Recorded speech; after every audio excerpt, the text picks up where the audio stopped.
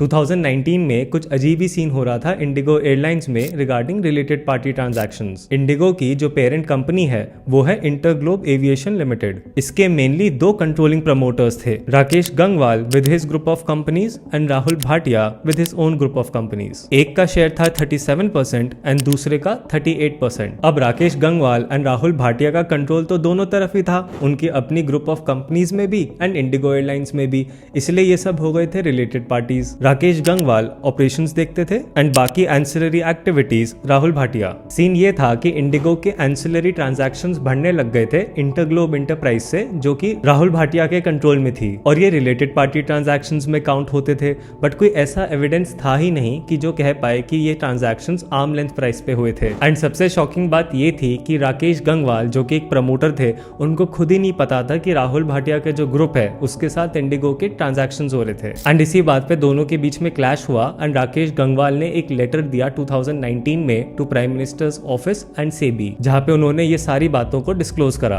अब तुम इस बात से ये अंदाजा लगाओ कि भाई जब प्रमोटर्स को ही आपस में नहीं पता कि रिलेटेड पार्टी के साथ क्या क्या ट्रांजैक्शंस हो रही हैं, तो फिर ऑडिटर तो भाई फिर भी एक आउटसाइडर है। तो ऐसा बिल्कुल पॉसिबल हो सकता है जहां पे ऑडिटर को ही नहीं पता कि कौन कौन सी रिलेटेड पार्टीज है या फिर उनके साथ क्या क्या ट्रांजैक्शंस हुई हैं। अब ऐसे में ऑडिटर को एक नई रिलेटेड पार्टी मिल जाए या फिर कोई और नया ट्रांजैक्शन मिल जाए तो फिर क्या करेगा ऑडिटर। ऐसे में ईवाई ने क्या करा कि उसने सबसे पहले जो उनकी ऑडिट टीम थी उनमें आपस में उन लोगों ने डिस्कस करा कि भाई कोई नई ट्रांजैक्शन सामने आए हैं या फिर कोई नई रिलेटेड पार्टी सामने आई है। फिर इंडिगो कंपनी से रिक्वेस्ट करा कि भाई अब तो सारे ट्रांजैक्शंस बता दो, सारी रिलेटेड पार्टीज के नाम बता दो, और कब तक ये छुपन छुपाई का गेम खेलते रहेंगे जहां पे इंडिगो छुपा रहा है अपनी रिलेटेड पार्टीज को एंड ईवाई लगा हुआ है उन्हें ढूंढने में। फिर ईवाई ने ये भी पूछा इंडिगो से कि भाई इंडिगो कैसे फेल हो गया इस चीज को पता लगाने में कि भाई तुम्हारी कौन कौन सी रिलेटेड पार्टीज हैं या फिर उनके साथ क्या क्या ट्रांजैक्शंस हो रहे हैं। फिर ईवाई को जो नए रिलेटेड पार्टी ट्रांजैक्शंस मिले थे उनने उनके ऊपर अपने ऑडिट प्रोसीजर्स लगाए। और ऐसे में सबसे बड़ा पंगा ये होता है कि आपको रिस्क को भी रिकंसिडर करना पड़ता है, क्योंकि अब तुम खुद सोचो कि एक इंसान कहता है कि उसकी 5 रिलेटेड पार्टीज हैं और जब तुम ऑडिट करते हो तो पता चलता है कि 6 हैं। तो अब तुम उस इंसान का भरोसा नहीं कर सकते ना कि भाई पहले तो वो 5 ही कह रहा था, तो अब हो सकता है कि 7 हो